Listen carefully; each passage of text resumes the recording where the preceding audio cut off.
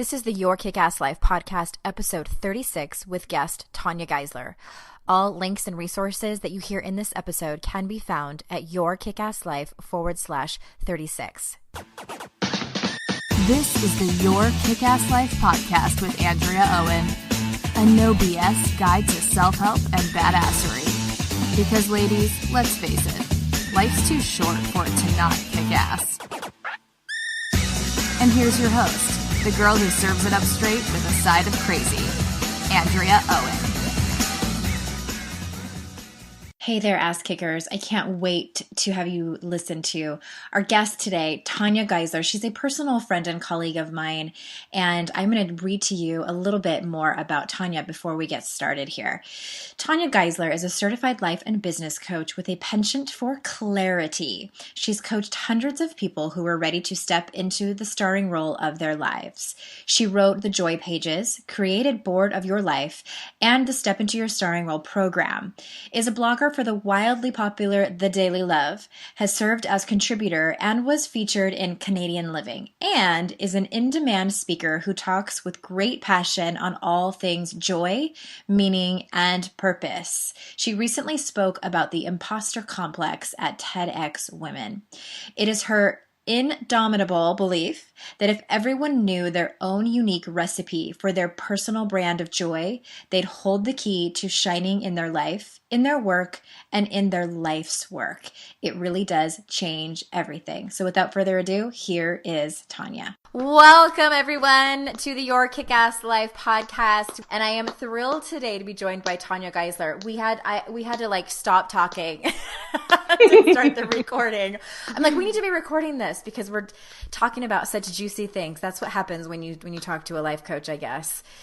And Tanya is I read your bio. Everybody knows who you are and that you're all about stepping into your starring role, which I love. But I first want to talk to you about the imposter complex. And I couldn't wait to get you on the phone with my people because I'm sure that there's a lot of people listening who struggle with this. So first, can you explain to us in your words, what is the imposter complex? And I assume this is something that you may have dealt with before. So can you tell us your story and your struggles with this? Okay, so hello and thank you so much for having me. So here's what the imposter complex looks like. You get invited on a podcast like this, and then you're introduced by your friend, and then she says something like, everyone knows who you are, and then the voice goes, who, me? That is the imposter complex living and breathing. It's that nagging little voice that tells you you're not worthy, you're not experienced enough, you're not skilled enough. And it is always, always keeping us on the verge of greatness.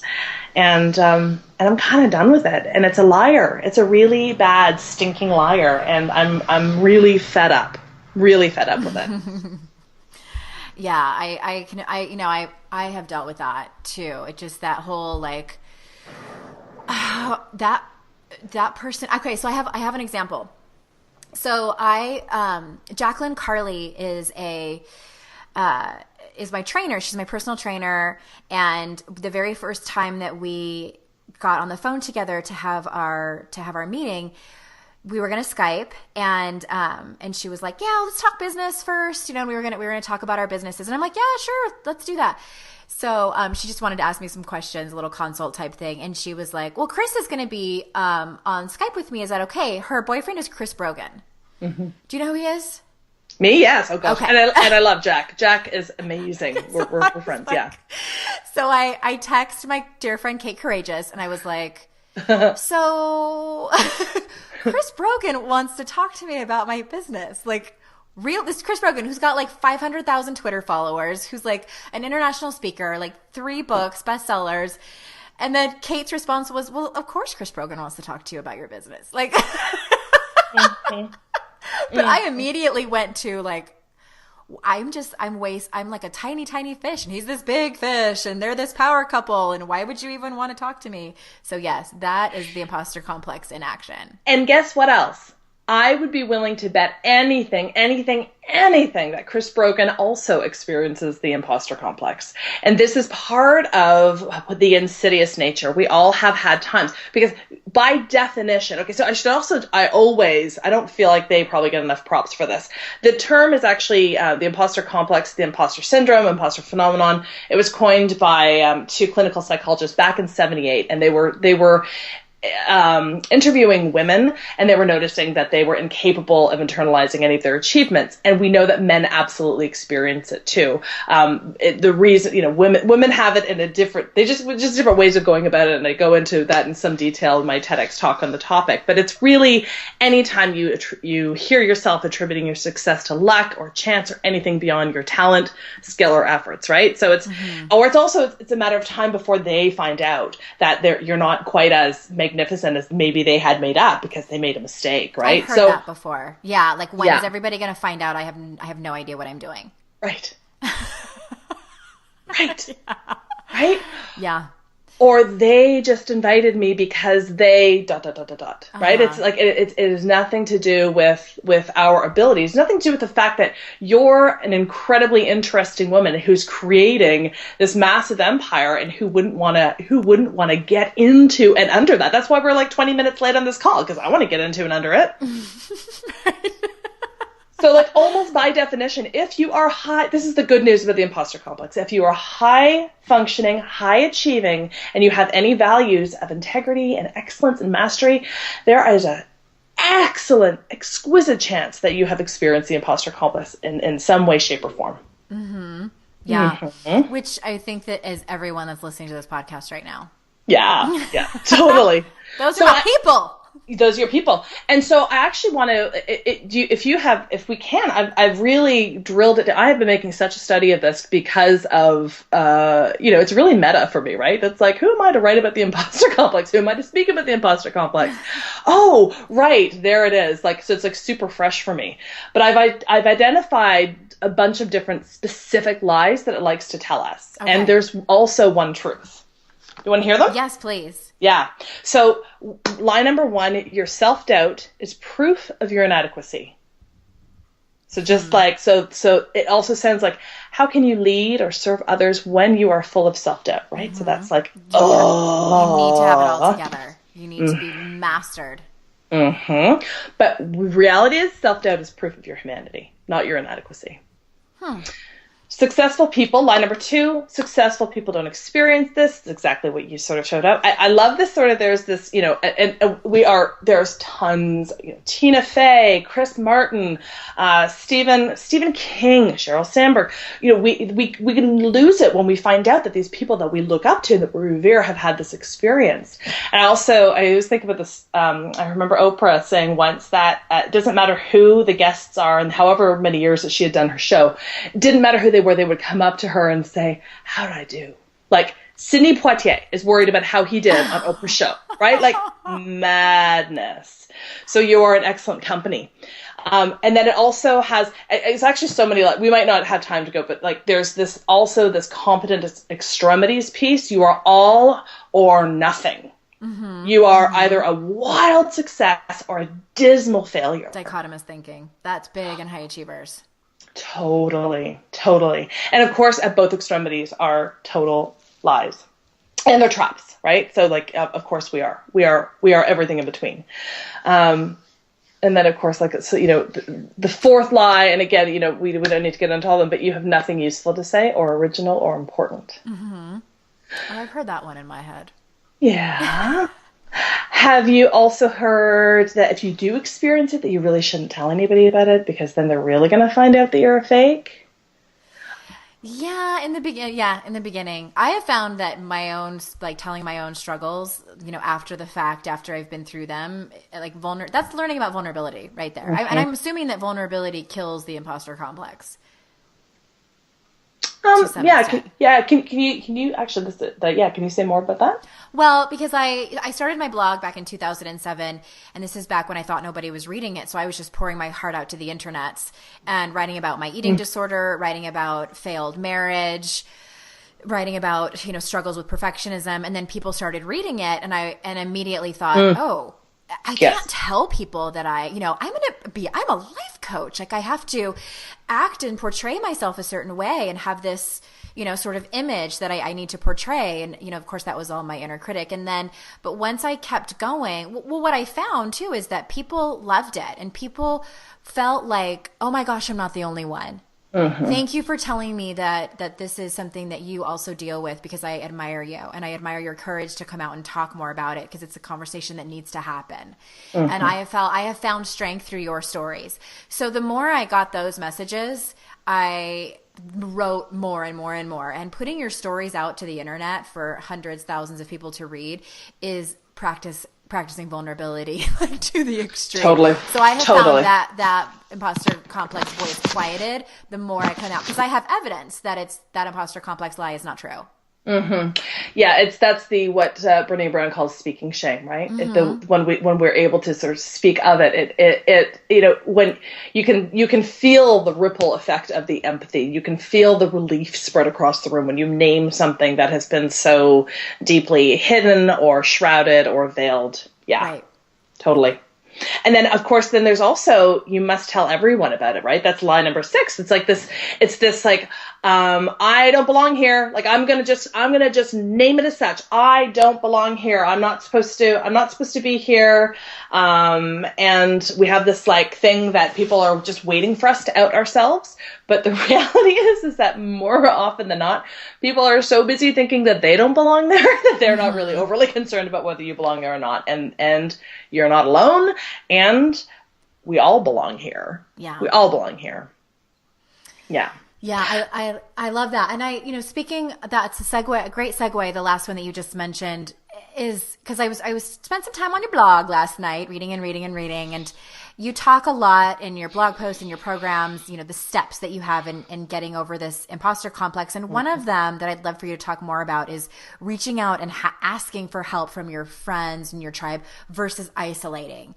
So can you speak more specifically about that and why it's so important? Sure. So once we get over the fact that, that we are in this alone, that people don't want us to help, that is like, once we get to that point that we see the illusion that we are alone, worlds unfold. And so in the Step Into Your Starring Role process, which I've started to think of as more of a technology than a set of tools, somebody reflected that back to me. It's like kind of a technology to be mastered. And so that's the 4th step. And the current group that's working with it right now, just finished that step. And I don't want to sort of put this qualifier on it, but it can be a really challenging step to recognize that, first of all, you are well surrounded.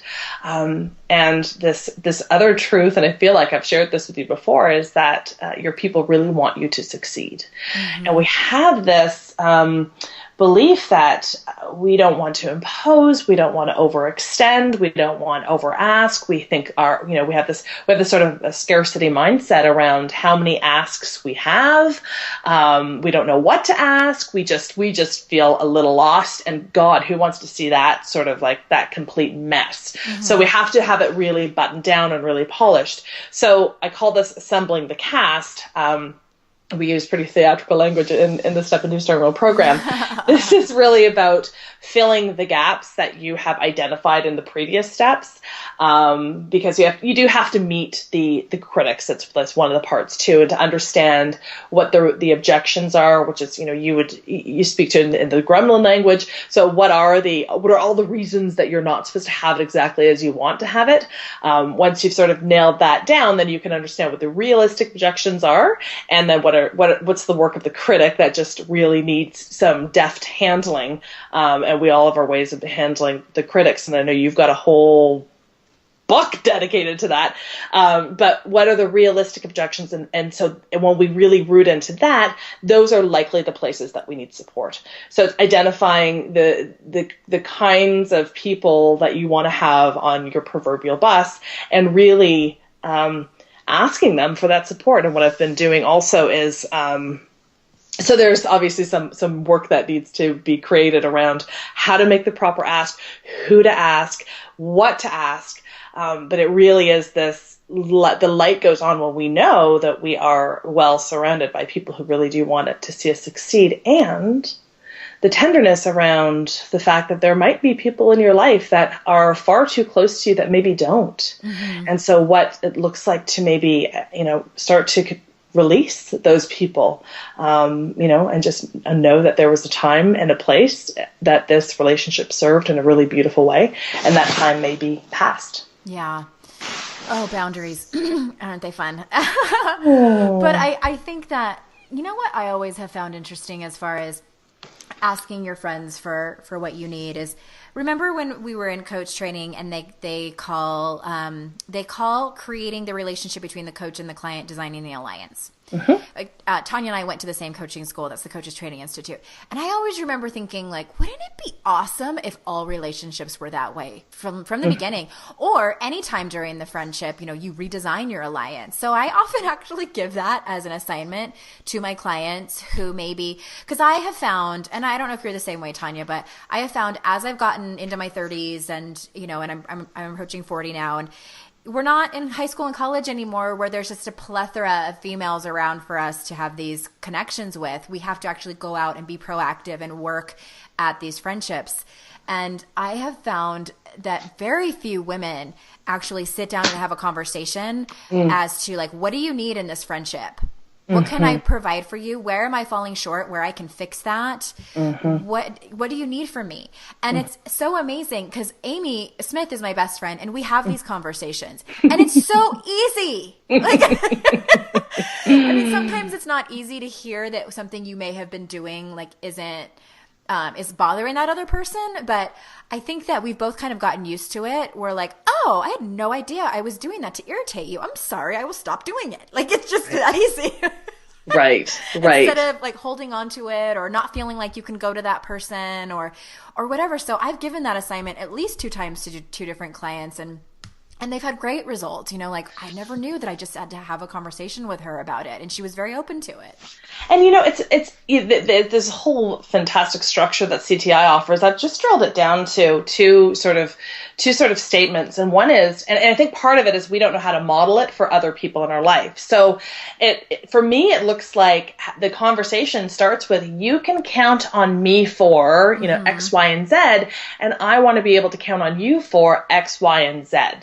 And then we just and then that's where the conversation starts, because if you sort of say, what do you need from me? There is also this kind of like, oh my God, like I'm headlights. Kid in the candy store, deer in the headlights. I wouldn't even begin to know where to ask, or where to start with what I want. So having a little bit of modeling of like, I really want you to be able to count on me for this, and then and what am I missing? So I think there is, and as women, like in particular, this is such an unbelievable opportunity to be able to.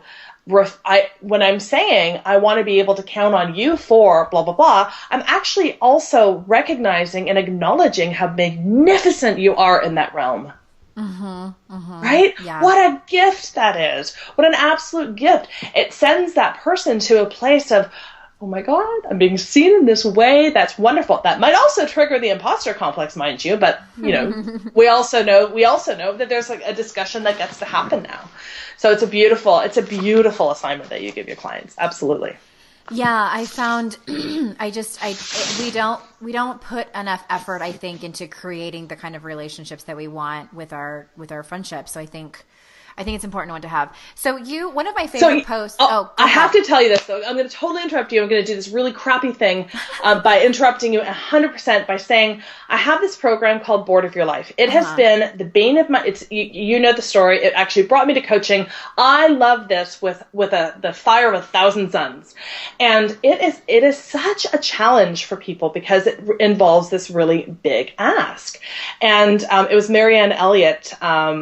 Zen Peacekeeper, who helped me to see that what this program really is this very tribal medicine culture kind of construct where it's like where medicine cultures used to function in a way, if somebody lost their medicine, the whole tribe was screwed. So it behooved everybody to help that person come back to their medicine. So it's, so that's the structure of Board of Your Life. And it's this reflection of like how this person is showing up in the world.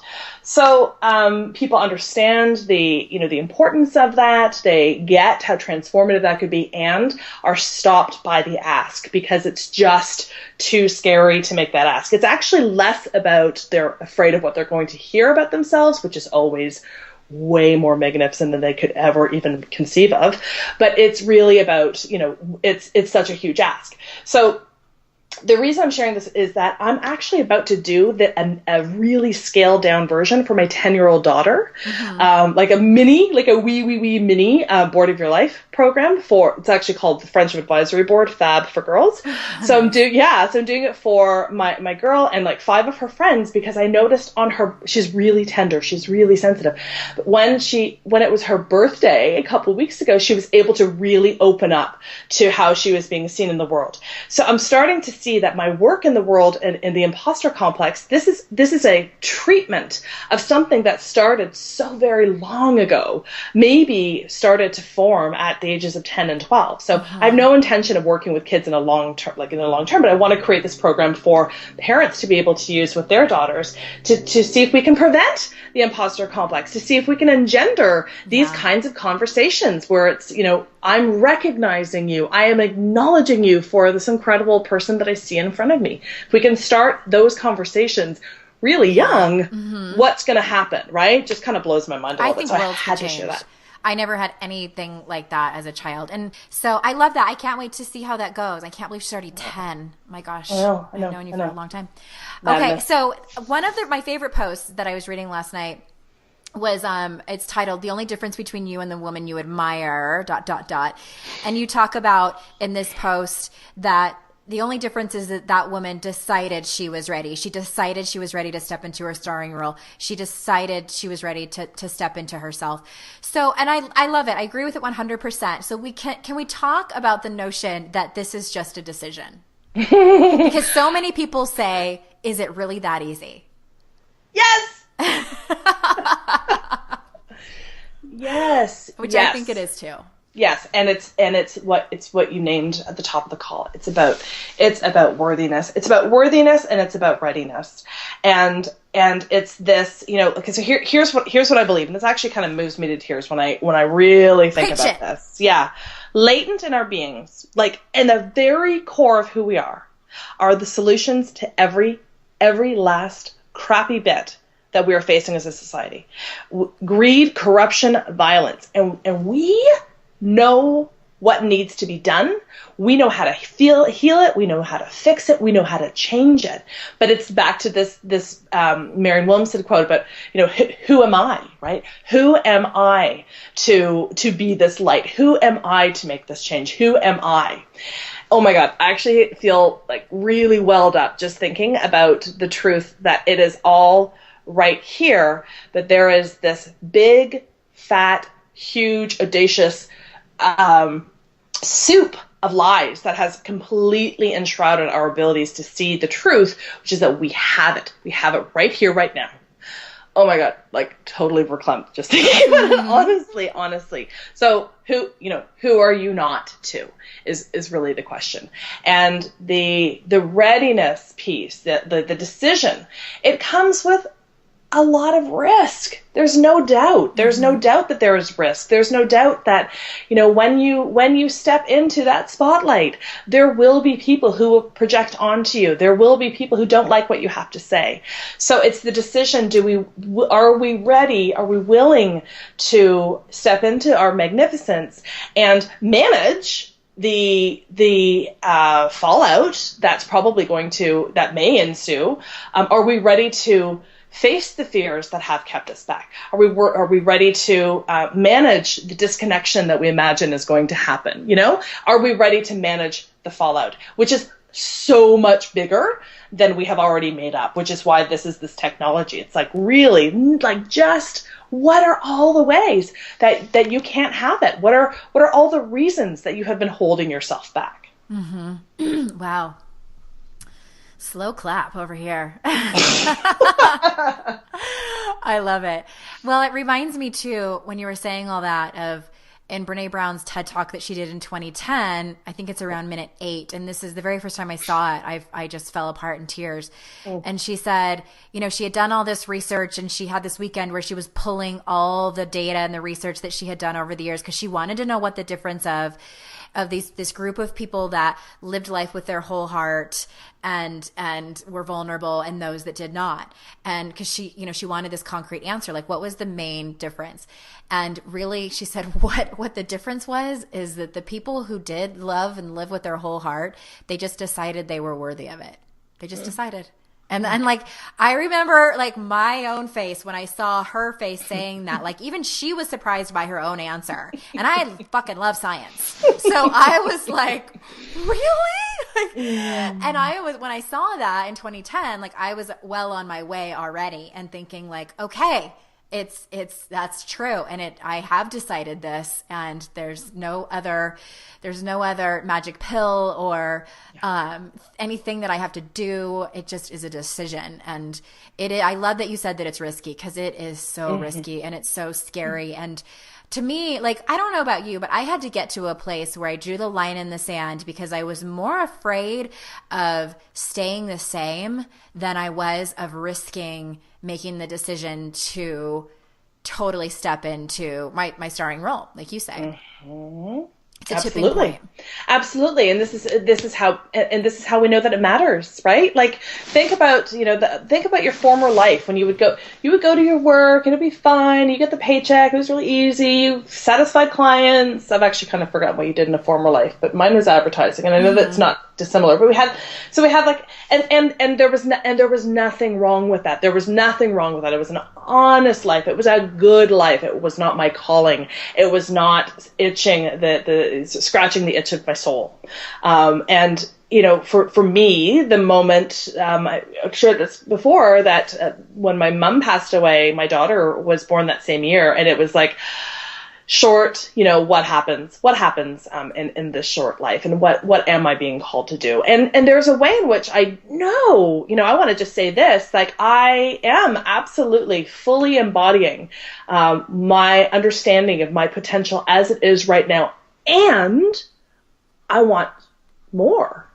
I want more, and I'm going to continue to work towards that. And that means that I'm going to have to continue to face the new critics that show up. I have to make new decisions. I have to face the new critics. I mean, I have to bolster my authority thesis. I need to assemble the cast again, and I need to do the work, and I need to celebrate, because you absolutely have to celebrate what you've done, which, as you know, and as people listening know, celebrating is probably the trickiest thing, right? Again, with Brene Brown, she says that joy is one of the hardest emotions to be with. And we remember this from coach training with process coaching. Like, it's really easy to go into like it's actually not, it's not that easy, but we can take people to the deep, dark places that need to be healed. And we also need to take them into the profound bliss that they have experienced in their life and really fully activate that, so that we are conditioned for more. Yeah. It's interesting. Yeah. You said so many profound things there that I wanted to touch on. And I am so glad that Brene Brown said that about joy, because I experienced that when I wrote my book. Like, I was working with a CTI coach. She was my coach, and she kept trying to pull me back and like, well, isn't it amazing? Like, look at your book is on this book. And I was like, yeah. It's kind of okay. But I think I'm going to do this now. Like, I was like, on to the next thing. And she was like, how dare you? That's what she said. How dare you not celebrate? And it's funny because that's another assignment I give to my clients. Like, when was the last time you sat down and even just made a list of all of your accomplishments? I have yet to meet a client who's like, oh, I did that on my birthday, or I do that every New Year. And I mean, it's something that I have to stop and do. I had my very first coach assign that to me, and I was blown away at everything I'd done. I was like, damn. And then the qualification comes in, though, right? Like, this is another one of the lies of the imposter complex, that there's something about, like, what I have accomplished, it's not relevant to what I'm trying to do, so it doesn't matter. It doesn't count. That's bullshit. Your tenacity is currency, man. Like, you did it. Yeah, I love that. Your tenacity is currency. That's going to be a tweet this. Yeah. And I invite everyone who is listening right now to, that's your assignment. That's your takeaway. We want you to write down a list of and celebrate. And so tell me, what do you think, what does celebrating actually look like? May I add to that assignment? Of course. I would really love for them to also, it's their own list of accomplishments, and then also go through their emails, searching for keywords that they really light them up, like, brilliant or genius or magnificent or whatever the words are, to see, to sort of regroup all of the emails, all of the references and the sweet tweets and the testimonials of what other people have said. So it's this two sort of pronged approach. One is like how people reflecting back to you, which is like the most basic version of what Board of Your Life is, as well as integrating your own beliefs about what you have achieved. Because this is the thing, like, this shows up, in the work that I do with my clients as well, because it really is this qualification of like, does that really count? And of course, yes, it does. But when we are able to see how we are showing up in the world, this is also one of the lies of the imposter complex, by the way. The reason you don't actually allow those beautiful emails that you have received to really be integrated is that you actually can't trust the praise of others because, quote unquote, they're just being nice. This is what the imposter complex has you believe, right? But of course, it's not their fault. Like, you've just done such a good job pulling the wool over their eyes, right? Right. So this is, but the two part of this is that they are actually reflecting back their magnificence. They are looking to you as a reflection of what they love deeply about themselves. So it's actually less about you and more about them. And it is still their truth. What they are seeing in you is their truth. So accept that as the gift that is, and sometimes we get given these gifts and it's like, really? An acrylic sweater with like a kitty cat on it? Like, you think that that's me? But you still understand that there was heart and there was soul and there was thought and love that went into that. So you receive it in that way and you say, thank you. Yeah. Yeah. Okay.